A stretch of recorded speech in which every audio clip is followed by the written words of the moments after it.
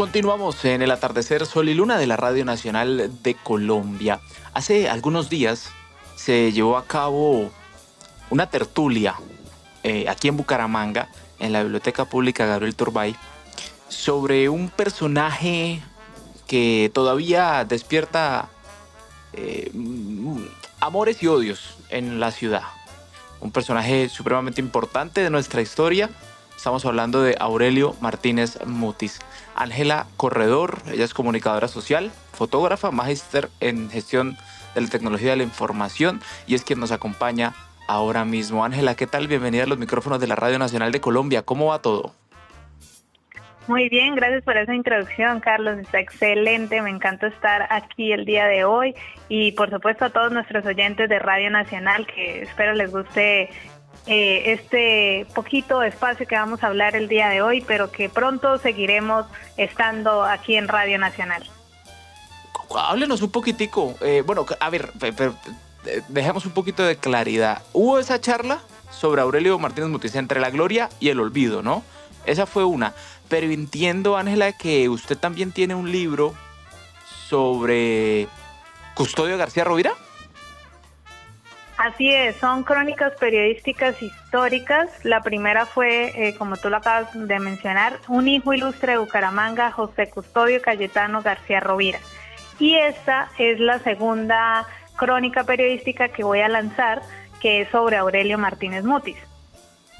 Wow, hablar de una crónica periodista es hablar de algo más o menos reciente, pero estos personajes ya hacen parte de nuestra historia. ¿Cómo fue trabajar? ¿Cómo fue la investigación? ¿Cómo fue la conversación con personajes para poder dar con la crónica? Háblanos un poquitico de lo que fue ese trabajo. Bueno, resulta que yo llevo 6 años haciendo proyectos culturales, entre esos en el rescate de todo lo que es Bucaramanga y su historia. Y ahí pues tenemos muchos personajes de la ciudad importantes que marcaron en algún momento a Bucaramanga y la pusieron arriba, tanto en Colombia como fuera de ella.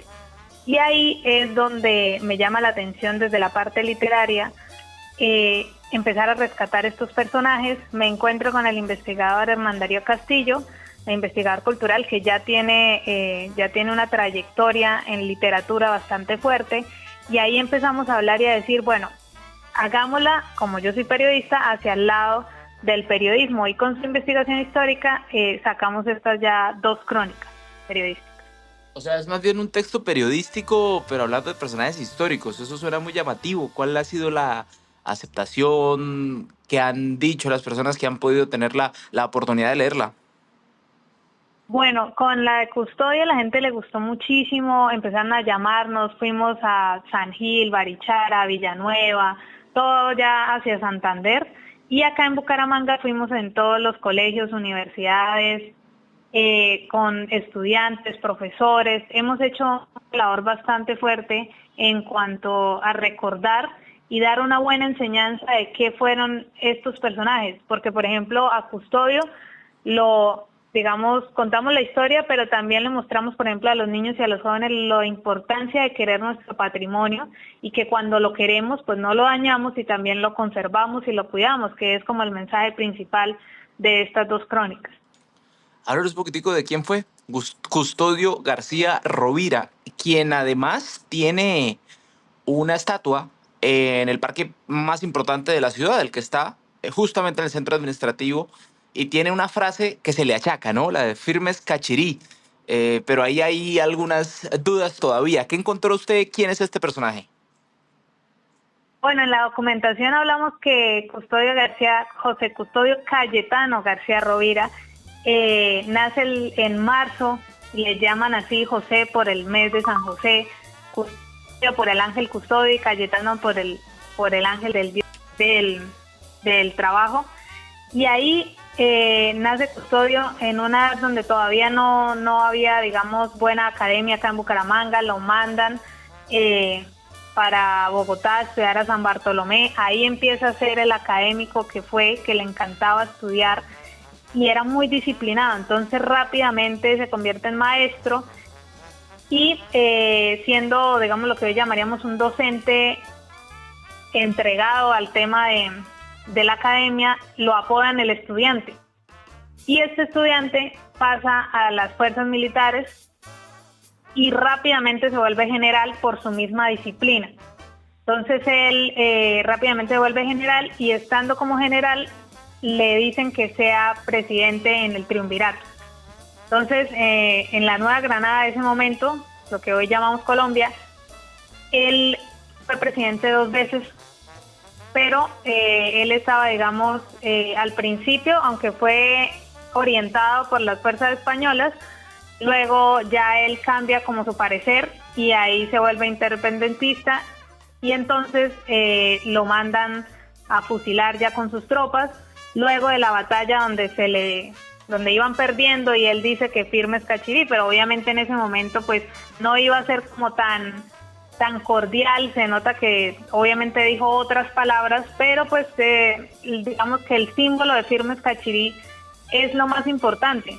¿Por qué? Porque aunque digamos no lo haya hecho tal cual, sí denota su fuerza hasta el final, su disciplina y que no se echen para atrás. Es parecido al de un santanderiano siempre adelante, es básicamente lo mismo, que aunque estaba en guerra no lo iba a decir de esa manera, pero la importancia es rescatar esa fuerza que él tenía. Ya, perfecto. Y entonces el otro personaje sobre el que usted también ha investigado, Aurelio Martínez Mutis, háblenos de lo que encontró, de cómo lo retrató en esa crónica. Bueno, Aurelio Martínez Mutis fue resaltado muchas veces, ganó bastantes premios por sus epopeyas, por su poesía, porque era el poeta de la época. Ahí yo muestro en la crónica 2 facetas de él, una como el gran escritor y el gran, digamos, el personaje que todo el mundo premió, que acá en el Teatro Santander le hicieron toda una conmemoración, le entregan unos premios, pero como también desde su vida personal no tenía en realidad mucho dinero, le tocaba trabajar como pudiera, como jardinero, ¿sí? Sale varias veces fuera del país por la misma situación, pero él se identifica y él, digamos, es el gran escritor de las epopeyas. Él se centra en sus escritos, más allá del sentimiento, es de ese sentimiento por la patria, por Colombia, por cómo toda esta situación realmente afecta a la pérdida del Canal de Panamá, también la guerra de los 1000 días que le cuentan, todo esto que en algún punto a hoy también nos genera un poco de incomodidad, digamos, cuando se perdió el Canal de Panamá, todavía a nosotros es algo que nos permanece vigente. Entonces uno vuelve a leer estas epopeyas y dice, wow, es un gran escritor y a pesar del tiempo es espectacular todo lo que escribía. Entonces él por último escribe algo que se llama el Testamento y gracias a eso él estaba fuera del país cuando murió en París. Y ahí murió el 23 de octubre de 1954 en Francia. Y ahí lo devuelven para Bucaramanga gracias a ese escrito que pide que lo entierren en tierras burguesas. Y es donde lo entierran en la Capilla Los Dolores. Actualmente está ahí. Ángela, ¿y a son de qué? Como se dice popularmente, ¿a usted le nace por buscar información y escribir sobre estos 2 personajes? ¿Qué fue lo que en un principio le encendió la chispa y que a la postre la mantuvo interesada?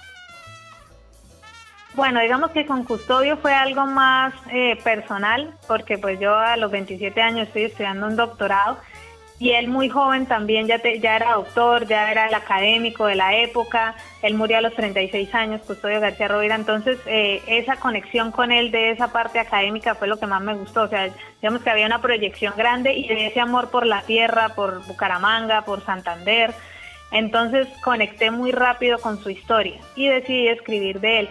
De ahí paso a Aurelio Martínez Mutis porque está su busto, digamos su estatua al frente de la de Custodio García Rovira. Y digo, bueno, hay que seguir salvando y salvaguardando todos estos personajes que realmente hacen a Bucaramanga una ciudad importante, porque lo que conocemos es que todo el mundo empieza a decir cuando llega a Bucaramanga, no, aquí no hay nada que hacer, o sea, los mismos bumangueses hacemos esa reflexión de aquí no hay nada que mostrar, pero es porque no conocemos nuestra historia. Cuando nosotros conocemos la historia podemos decir, no, él vivió acá en esta casa, sus papás vivieron acá, podemos hacer todo un recorrido de muchos personajes y ahí movemos turismo y cultura. Qué bueno, qué bueno. Eso quiere decir que por ahí pueden seguir apareciendo intereses sobre otros personajes de la historia. ¿Cuál es el propósito? ¿Cuál es el futuro suyo? ¿Va a seguir investigando? Háblanos un poquitico de eso. Bueno, la idea después de Aurelio Martínez Mutis es empezar también con mujeres de Bucaramanga y de Santander, que es como la parte también, no solamente habían hombres importantes en la época, sino también las mujeres, por supuesto. Qué bueno, qué bueno, qué bueno. Ángela, mil gracias. Muy amable por estos minutos en la Radio Nacional. Bueno, muchas gracias. Están súper invitados al lanzamiento de la crónica, que es en la Casa del Libro Total, el 16, martes 16 a las 7 p.m. Ahí está la invitación hecha y puesta para que la gente se anime el próximo 16 de diciembre. Es Ángela Corredor, a quien agradecemos por estos minutos en la Radio Nacional de Colombia.